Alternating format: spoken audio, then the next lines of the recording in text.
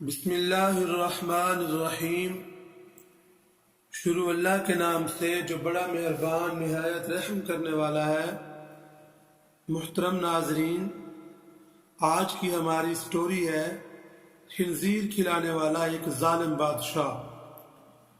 پرانے زمانے میں بنی اسرائیل کا ایک بادشاہ تھا جو کافر ہونے کے ساتھ ساتھ بہت ظالم بھی تھا، جو لوگوں کو خنزیر کا گوشت کھانے پر مجبور کرتا تھا، اور جو آدمی انکار کرتا تو اسے سخت سزائیں دے کر ہلاک کروا دیتا۔ پھر اس زمانے کے سب سے بڑے عابد کو بادشاہ کے پاس لایا گیا۔ لوگ اس عابد کے مرتبے اور فضیلت سے آگاہ تھے۔ لوگ نہیں چاہتے تھے کہ اس عابد بزرگ کو بادشاہ کی طرف سے کوئی تکلیف پہنچے۔ چنانچہ ایک سپاہی نے عابد سے کہا، آپ مجھے ایک بکری کا بچہ ذبح کر کے دے دیں۔ جب بادشاہ کہے گا کہ اس عابد کے سامنے خنزیر کا گوشت رکھے تو میں وہی بکری کا گوشت آپ کے سامنے پیش کروں گا۔ بادشاہ یہ سمجھے گا کہ آپ نے اس کی خواہش کے مطابق خنزیر کا گوشت کھا لیا ہے، اور اس طرح آپ بھی ہلاکت سے محفوظ رہیں گے۔ عابد نے بکری کا بچہ ذبح کر کے اس کا گوشت سپاہی کو دے دیا۔ جب عابد بزرگ کو بادشاہ کے سامنے لایا گیا تو بادشاہ نے حکم دیا کہ خنزیر کا گوشت لایا جائے۔ منصوبے کے مطابق اس سپاہی نے بکری کا گوشت عابد کو پیش کیا۔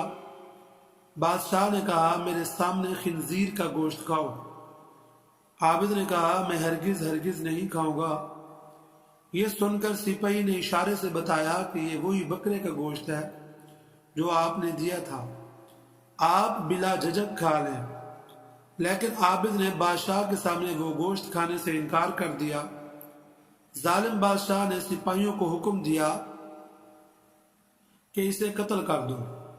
جب عابد بزرگ کو قتل کے لیے لے جانے لگے تو وہی سپاہی قریب آیا اور کہا، آپ نے گوشت کیوں نہیں کھایا؟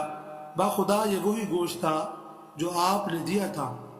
عابد نے کہا، ایسی کوئی بات نہیں، بلکہ میں اس بات سے ڈر گیا تھا کہ لوگ میری وجہ سے فتنہ میں مبتلا ہو جائیں گے، کیونکہ جب بھی کسی کو خنزیر کا گوشت کھانے پر مجبور کیا جائے گا تو لوگ کہیں گے کہ فلاں عابد نے بھی تو مجبور ہو کر حرام گوشت کھا لیا تھا، لہٰذا ہم بھی کھا لیتے ہیں۔